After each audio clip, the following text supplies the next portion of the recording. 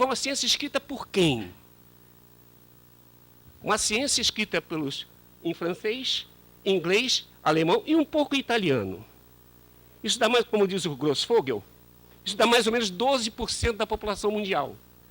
Mas, na verdade, quem escreveu essa ciência não foi, como depois vai se afirmar com a ideia do antropocentrismo, né, afirmando a dominação da natureza, mas esse antropos que domina o mundo é um antropo varão, não é um antropo mulher.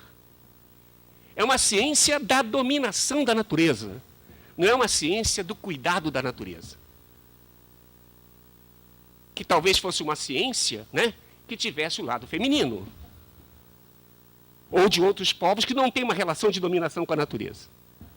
Né? Então, é uma ciência, ao mesmo tempo, esse antropocentrismo que constitui a ciência que nos colonizou, não é isso?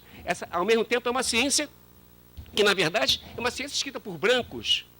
Quer dizer, esse antropos, né, que vai dominar o mundo, não é o antropos negro, não é o antropos indígena, é o antropos branco.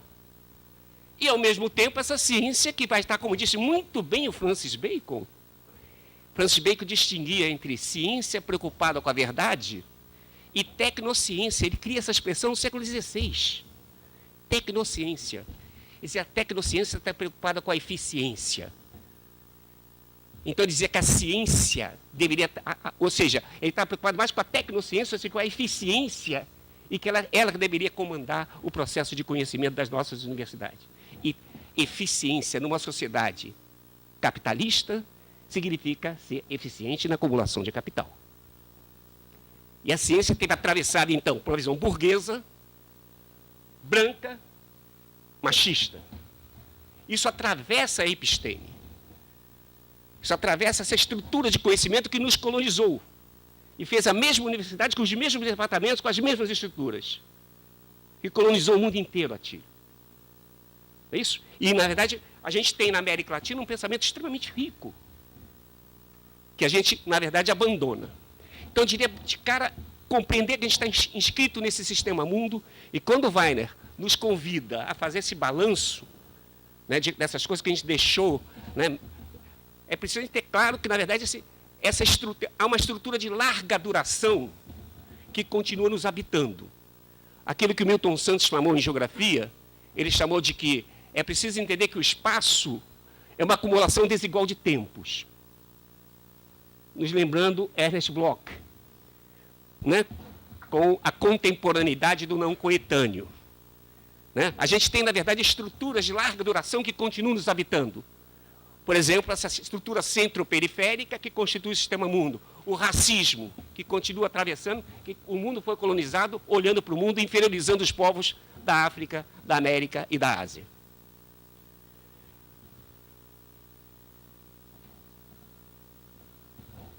Nós estamos vivendo, e a minha inspiração aqui, né, vai em dois autores, que é um diálogo amigo, companheiro, e no campo crítico.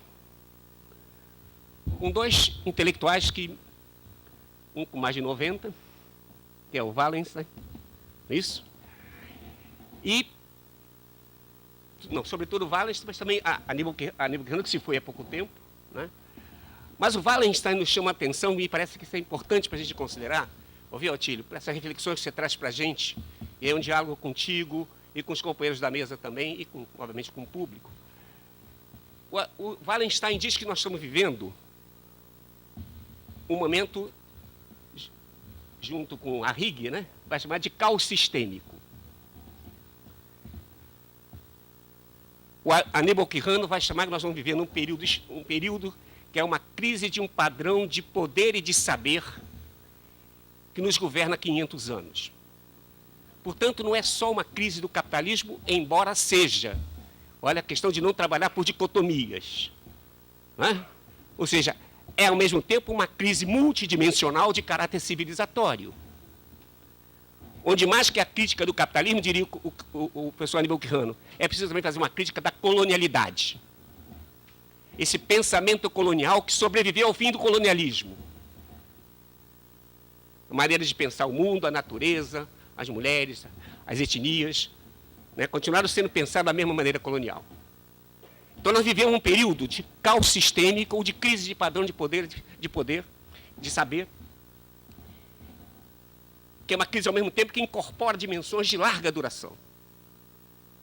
Por que eu trago isso? Ao mesmo tempo, esses autores, por exemplo, o Wallenstein vai nos chamar a atenção, que se você fizesse um mapa dos regimes políticos que dominavam o mundo nos anos 60, você ia ter uma surpresa. Estavam no governo, não no poder, estavam no governo, em praticamente todos os lugares do mundo, os movimentos antissistêmicos. A Europa, não nos esqueçamos que a social-democracia surge no movimento operário. Se ela vai se tornando reformista, é parte de um movimento antissistêmico que vai sendo assimilado. Na Europa Oriental, tínhamos movimentos antissistêmicos. China, já na Ásia, né? Experiência, os movimentos, na medida que a descolonização na África e na Ásia também eram antissistêmicas. Na América Latina, experiências de nacionalismo revolucionários. Aí você olha para o mundo, que coisa interessante. Os movimentos antissistêmicos estavam todos no governo. Contra isso veio o neoliberalismo. É interessante recuperar essa dimensão, para não deixar que a conjuntura nos contamine. Como você chamou a atenção ao final. Essa impaciência e recuperar essas dimensões históricas e a necessidade de a gente descolonizar nosso pensamento de maneira mais profunda. Então, essa dimensão então, desse sistema mundo que está constituído, é extremamente importante a gente tomar isso em conta para entender o que está se passando nos dias de hoje. O que vai dizer, então, o Immanuel Wallenstein? Ele diz que a estratégia dos 2 passos mostrou o seu limite. O que é a estratégia dos 2 passos? Vou esperar para depois dialogar com o meu amigo Atílio. O que é a estratégia dos 2 passos? Primeiro passo, chegar ao governo, ou ao poder, ao Estado. Segundo passo, a partir do Estado, mudar o mundo. Diz o Wallenstein, o primeiro passo foi dado, o segundo nunca se concluiu. Como se dissesse o Wallenstein, o Estado não é o lugar da transformação social. Isso me levou, Atílio, já antecipando até uma possível crítica, a entender o seguinte: o Estado pode ser até uma necessidade, e é, mas jamais será uma virtude. Ou seja, e aqui eu poderia recorrer, está aqui anotado no texto, que depois eu vou passar para o Al para saber o que ele faz com o texto, não é? Que é um texto de 40 páginas, né? Que na verdade vê, onde a gente pode recorrer ao Marx, não é isso? Onde ele falando que, né, essas estruturas de poder, né, que nos oprimem não podem ser tomadas como elementos da nossa libertação. Marx. Estou quase que dizendo textualmente, não quero abrir aqui o computador. Né? Pois bem, o que me parece, e a outra ilustração que eu queria trazer, que comandou a minha reflexão e que está nesse texto que eu vou disponibilizar, né, é a constatação do que surge na Revolução Russa. Não sei se foi Wagner ou se foi Zibek que chamou a atenção de que não foram os bolcheviques, né, que criaram os soviets. Né? Soviets, em russo, são conselhos populares que espraiaram-se por toda a Rússia, né? Sobretudo no caos, né, que o czarismo, né, se meteu. O povo começou a inventar diferentes formas, né, de auto-organização, de uma espécie de duplo poder, um poder dual, que o Lenin, num determinado momento, né, percebe o caos que estava o país e, ao mesmo tempo, tinha um poder de fato constituído na sociedade. Aí, qual é a palavra de ordem da Revolução Russa? Todo o poder aos soviets. Me parece extremamente importante situar isso. Todo o poder aos soviets. Mas o todo o poder aos soviets, você tem, claro, as vicissitudes, as contradições, sabemos que são enormes. 72 anos depois, em 1989, caiu a União Soviética e não teve um soviet para defendê-la. Será que isso aí não tem nenhum problema para uma autocrítica da esquerda? Aquilo que proporcionou que a revolução se efetivasse não foi feito por nenhum revolucionário. Ou alguém acha que foi Lenin que fez a revolução. Se isso fosse verdade, está errado. Nunca é um homem que faz uma revolução. Mas a inteligência dele foi fantástica na conjuntura, apontar um caminho, mas tinha sido experiência de auto-organização popular.